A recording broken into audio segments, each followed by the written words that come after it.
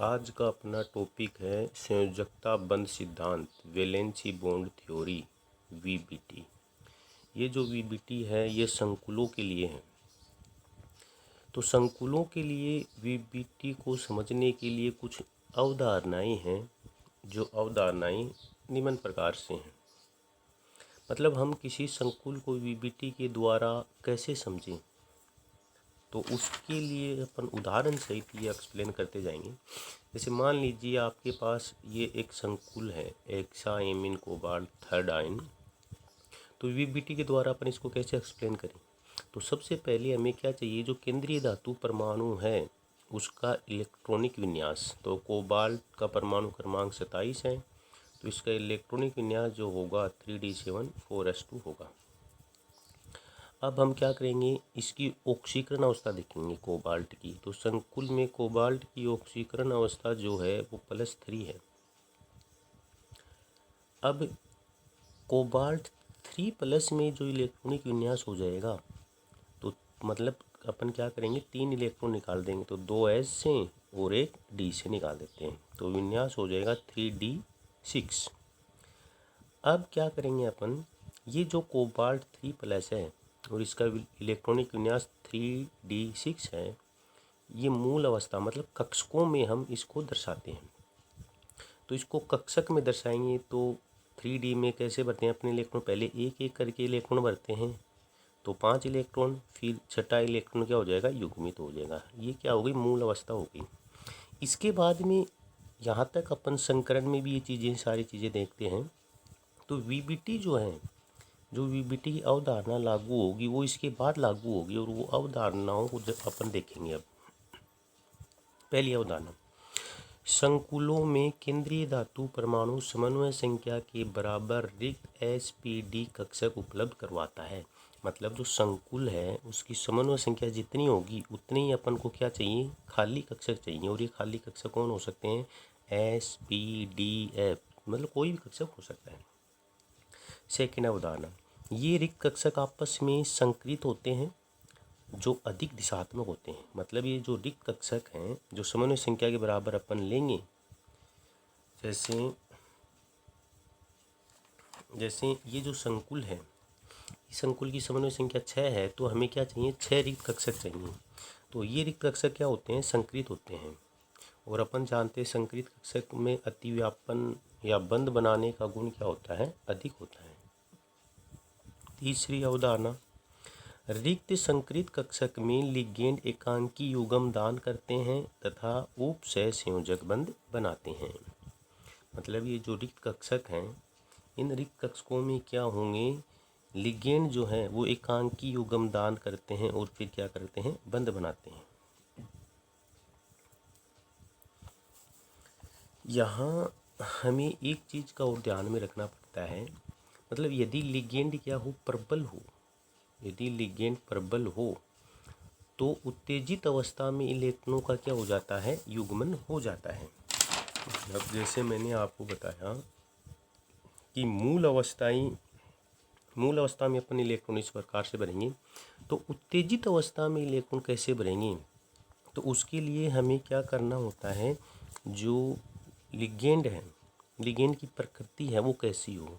तो मैंने आपको अभी बताया कि लिगेंड प्रबल कौन कौन से होते हैं, NO2- CN- NH3EN, ये क्या है, प्रबल लिगेंड है। और यदि प्रबल होते हैं तो उत्तेजित अवस्था में क्या करेंगे, इलेक्ट्रॉनों का युग्मन कर देते हैं। मतलब अपने पास कितने इलेक्ट्रॉन है, 6 इलेक्ट्रॉन है मूल अवस्था में, तो उत्तेजित अवस्था में 6 इलेक्ट्रॉन भरेंगे, तो युग्मित करते हुए भरेंगे 2 4 6, ये 6 इलेक्ट्रॉन अपने युग्मित करते हुए भरते हैं।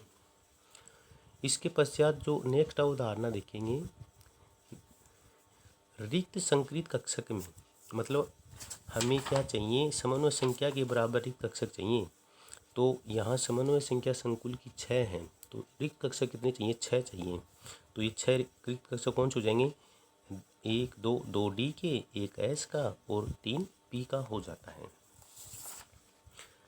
इन रिक्त कक्षकों में जो लिगेंड हैं वो क्या करते हैं, एकांकी युग्म दान करते हैं।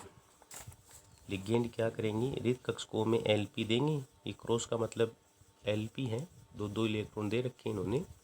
और फिर क्या करते हैं, इनके साथ उप सहसंयोजक बंध बनाते हैं।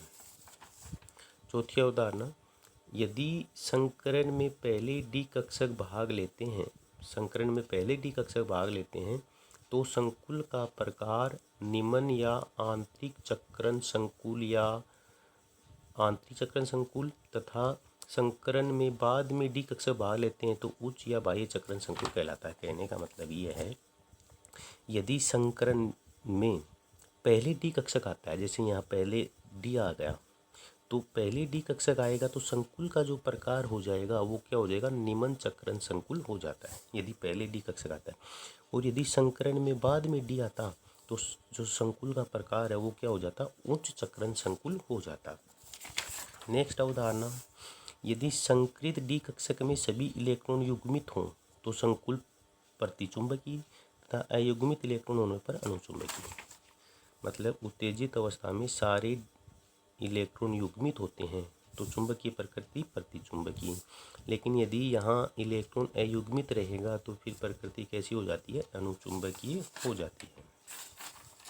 इसके बाद में समन्वय संख्या होने पर संकरण और ज्यामिति क्या होगी, वो यदि अपन देखें तो समन्वय संख्या 4 जब होती है तो संकरण दो प्रकार का हो सकता है, sp3 dsp2।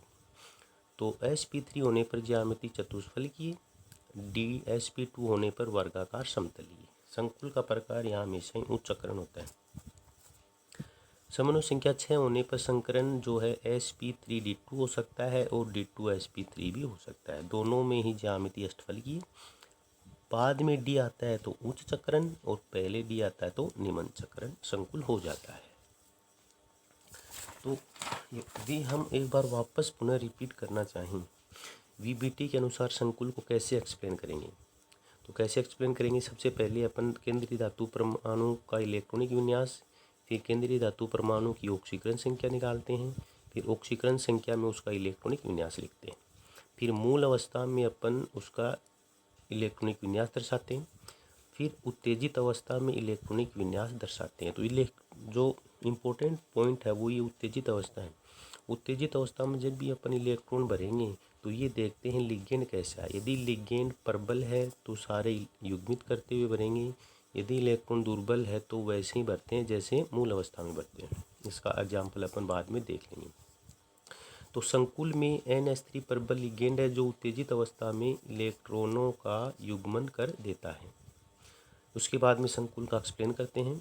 संकरण हो जाता है D2sp3, संकुल का प्रकार निम्न चक्रण संकुल, चुंबकीय प्रकृति प्रतिचुंबकीय क्योंकि सभी इलेक्ट्रॉन युग्मित हैं, ज्यामिति अष्टफलकीय क्योंकि समन्वय संख्या 6 है और इसकी अष्टफलकीय ज्यामिति इस प्रकार से हो जाती है।